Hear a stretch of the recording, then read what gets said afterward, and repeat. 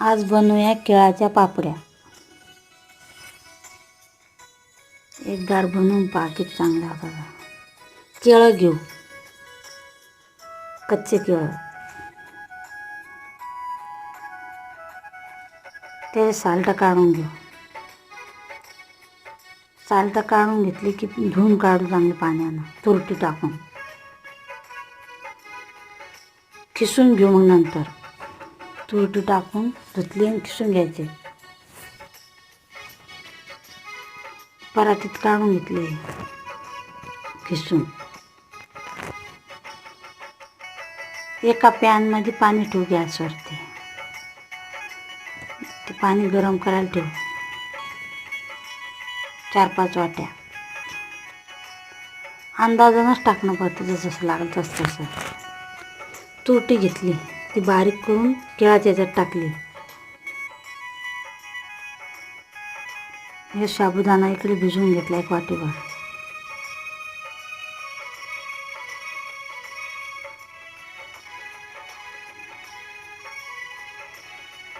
खाता सोडा टाकला 1 चमचाभर.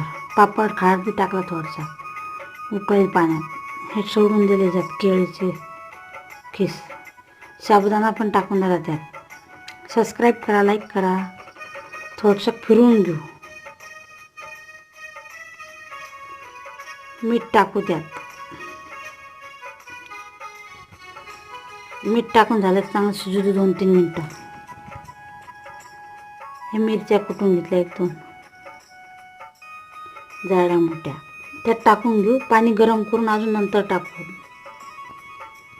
2-3 वाट्या. हे पाणी गरम केल्यावर त्यात टाकलं.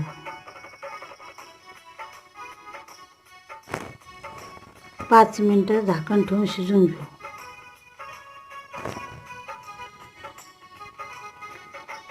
हे शिजून चांगलं झालं गाळ.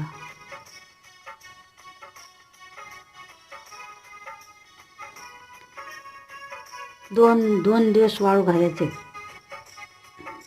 चांगल्या पापड्या करून 2-3 दिवस वाळू द्यायच्या कडक.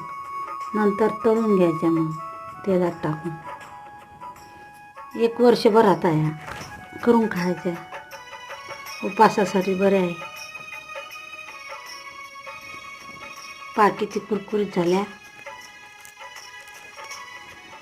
शेंगदाणे पण तळायचे सोबत. मिरच्या शेंगदाणे घेऊन खाऊन घ्यायचे. खूप छान लागतात. करून पहा 1 वेळेस.